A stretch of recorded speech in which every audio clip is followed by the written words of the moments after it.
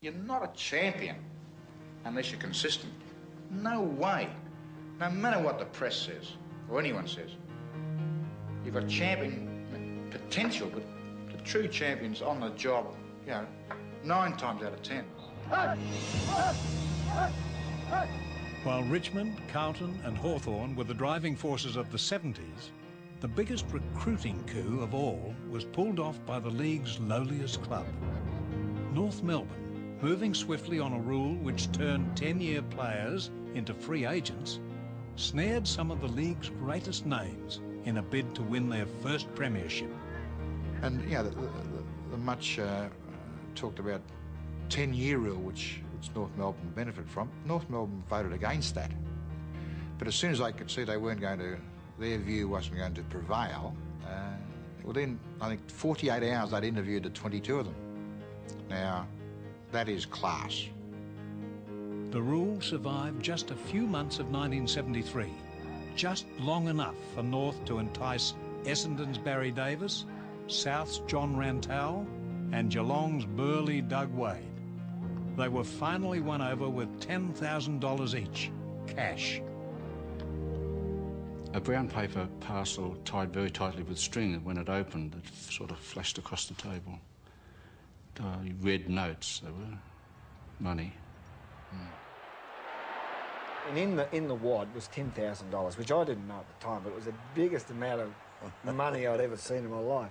And he's thrown it across the room, and it's hit the sofa, bounced, fell on the floor, and my young son, Brad, is running, picked this wad of $10,000 up and drop-kicked it across the room.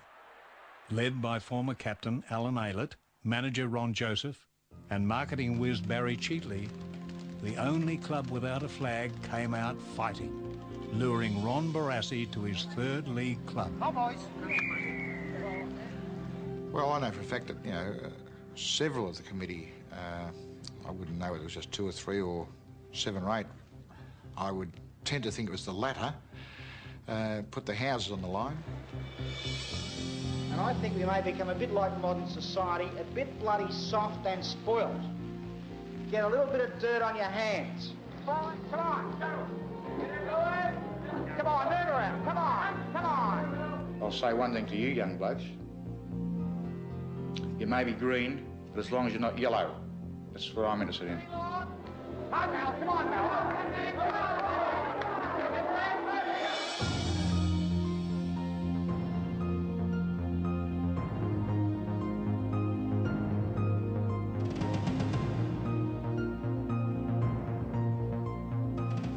North Melbourne was transformed into a force as irrepressible as Kekovich and as skillful as Cable. But the dynamics between coach and players were volatile. Gets it to the half-court. Weak as water, Ross. Speed taken there. The goal scored. Oh, Jesus, Ross. It was a good strong ball. Was that Bloody Hit. Matthews goes back. Bloody finessing. You tell Floyd, serve him bloody right. Does he think he can play on in the grand final when the game is tight? Tell him to wake up. That sort of pressure on anybody, the world's changed these days. I mean, we try and reason through that now. But, I mean, that was the way it was then, and that was the way press was, and, yeah, it did occasionally, it got you down. And in the end, one of the problems you ended up doing was playing despite him. The end result must be a player who's very, very tough with himself, in resisting temptations, in staying focused, and he's meeting tough people. I mean, you're talking about the end result is the grand final, and out there, like it's murder day on that particular day. He was harder on the skillful, good players than anybody else. And Keith Gregg and Malcolm Blight and Sam Kekovich and those were there. And bloody right. Darryl, you are a I'll tell you why. You didn't have a thick skin, you were in a bit of strife. If you were a very sensitive person, he used to get the inner man and rip your guts around a bit every now and then. Keith, you've done the typical bloody thing. The ball's gone over. You could have run and intercepted that first goal, or second goal, what it was, and you probably don't even know what I'm talking about, do you? He didn't waste a lot of time on blokes that couldn't play, but he certainly put tremendous demands on people he thought had ability, and he'd shake, rattle and roll that any way he could to get it out. I enjoyed Brass. I think he's the most honest bloke I've ever met in my life. And Brass will never tell you a lie. Chance here for Burns. He's going to be tackled by Wells. A long hand pass to Arnold Gritus. Gritus steadies. He shoots at the big ones. And it's another one. In the 74 grand final, North lost by 41 points to Richmond.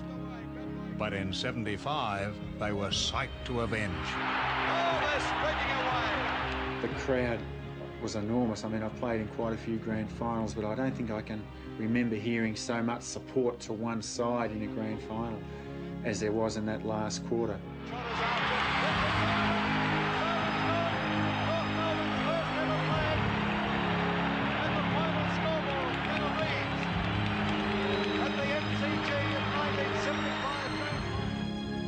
Just going back to North Melbourne and seeing those older people, I mean, it was as though their whole life had been fulfilled. It was everything that I dreamed of. And let's face it, I never ever thought that I'd ever get there.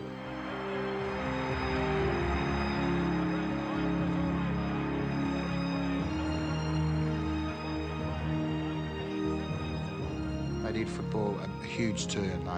They brought it into the 20th, perhaps the 19th century or 20th century by their professionalism. A few years of dominance for North Melbourne eclipsed a lifetime of losing. But the